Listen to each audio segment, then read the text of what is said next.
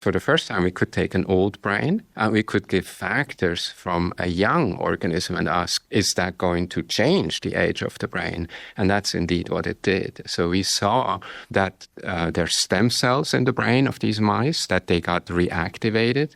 There was less inflammation, more activity that we can measure in the brain. And then most importantly, we actually saw that their memory function improved. Welcome to the Huberman Lab podcast, where we discuss science and science-based tools for everyday life. I'm Andrew Huberman, and I'm a professor of neurobiology and ophthalmology at Stanford School of Medicine. My guest today is Dr. Tony Weiss-Corey. Dr. Tony Weiss-Corey is a professor of neurology at Stanford School of Medicine and an expert in identifying factors that can help prevent and reverse organ degeneration and aging.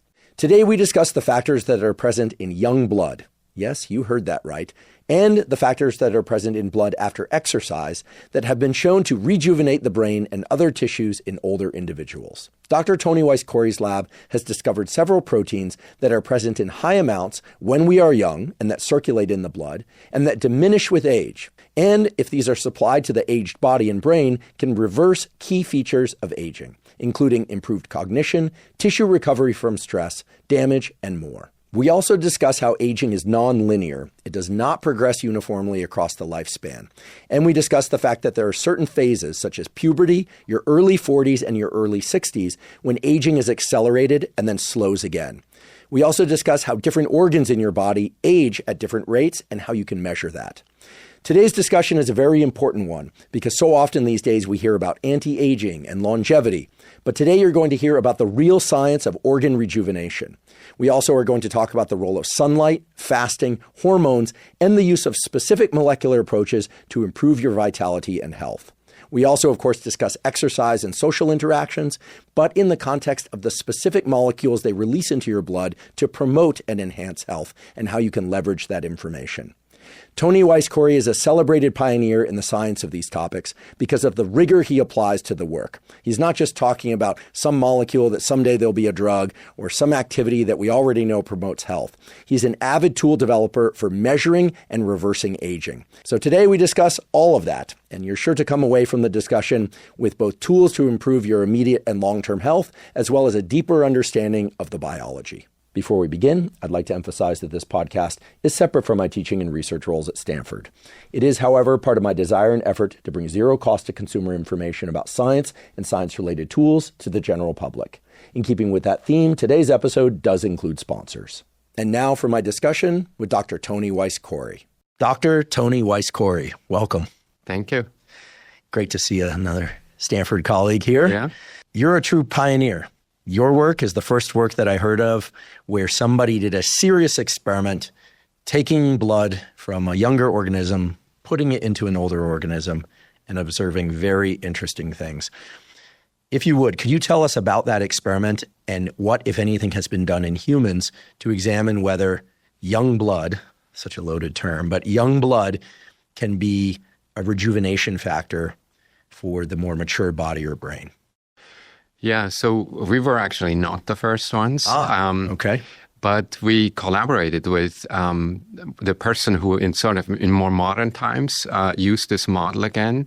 It's called parabiosis, where you have a surgical model where an old and a young mouse are paired, and their circulation allows for exchange of blood from the young to the old animal.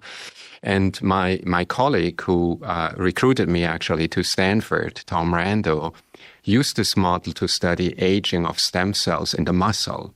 So he discovered that with old age, the muscle sort of deteriorates and doesn't regenerate. And when he used an old mouse, and paired it with a young mouse, and that now this young circulation infusing, if you will, the old muscle, he regenerated that muscle, and it looked almost like a young muscle. Mm. And at the same time, he also observed effects in other tissues, including in the brain. And that's when we started to collaborate. and explored what could the effects of the brain, of young factors on the brain be. And in part, we were also intrigued by that because we had separate studies in humans where we tried to find blood signatures of Alzheimer's disease. And what we noticed is that we could see proteins that were correlated or even predictive of Alzheimer's disease. But the most striking difference was between younger and older people. So we saw that the concentration of their proteins was very different in young people and old people.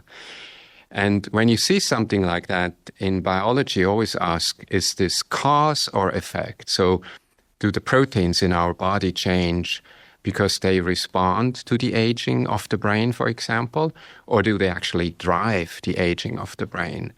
And here Tom had this model that allowed him to ask that question, or that allowed us together to ask that question, because for the first time we could take an old brain and we could give factors from a young organism and ask, is that going to change the age of the brain?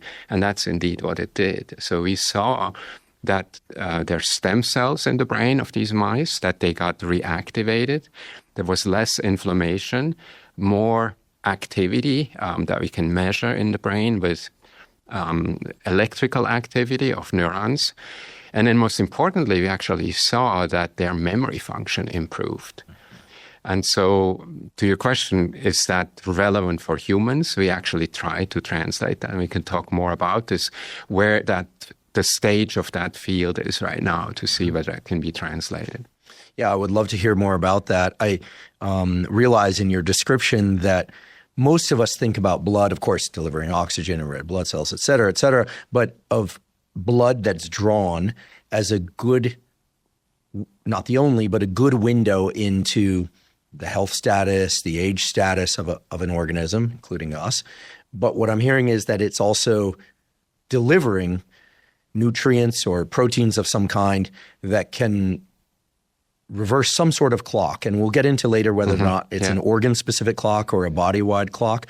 But I think blood-borne factors generally I think of as a readout, not as a medicine. But you're talking about blood-borne factors as medicine. Yeah, I think that's really the fascinating aspect of this work that over the past few years people started to look at, that many of these proteins and probably other molecules in the blood, they're not just reflecting the status of the body, if you will, but they're actively influencing how it works.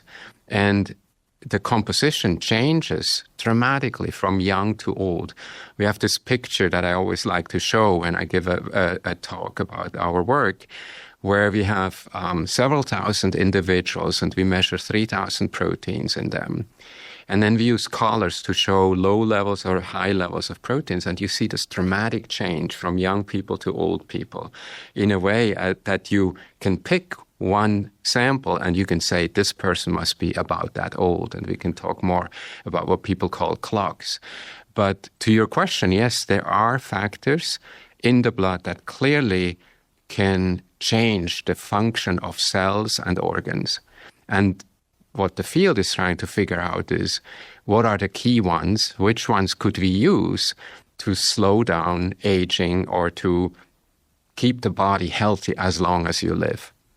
So what has been done in humans in terms of an equivalent or pseudo-equivalent experiment to the Parabios experiment you described? To try to translate that, we started a company, Alkahest, to see whether factors from the blood of individuals could influence, first of all, aging of a mouse brain. So we took blood from young people or old people and injected it into mouse brains, and we could show that young blood could in fact mimic the effects of young mouse blood. So there were the similar factors in humans as in mice. And then we went a step further and worked, collaborated very closely with a company called Grifols, who is producing clinical medicines for hospitals based on plasma donation. So they have centers where volunteers donate plasma, and then they pool this and they isolate For example, antibodies. So if you're immunodeficient or you had cancer therapy and you are immunosuppressed, you will get regular infusions of antibodies that are sourced from healthy people, from these volunteers. Also, if you lose a lot of blood, you may get albumin, which is the main protein in our blood. So this company had this manufacturing process where they collect thousands of donations and they process it into different medicines. And this allowed us to test these different fractions and see which ones have an effect in the mice. And again, we could find some of them that really were more powerful than others. And so we started some clinical trials in patients with Alzheimer's disease and Parkinson's disease and infused them with these fractions that we've shown have effects in mice. And these were small trials, but they looked promising. And they're related to what people have been observing previously, that if you get a blood transfusions, often people have sort of feel invigorated, or they say their mind got cleared, or they improved. And this company, actually, Grifols, had also run a clinical study that was blinded, placebo-controlled, in patients with Alzheimer's disease, where they first removed their plasma. This is called therapeutic plasma exchange, and then infused them back with a major blood component, this albumin, which also contains other factors. And they saw clear, significant benefits. And this was in 500 patients. So the field is trying to figure out next steps and hopefully do really one of these large clinical studies where you can then say, this actually works and could get FDA approval. Have you done one of these? I haven't. Are you close with anyone who has? I know people who have done it, yes. And I know people who, as a response, actually then supported the research that we have been doing in this field.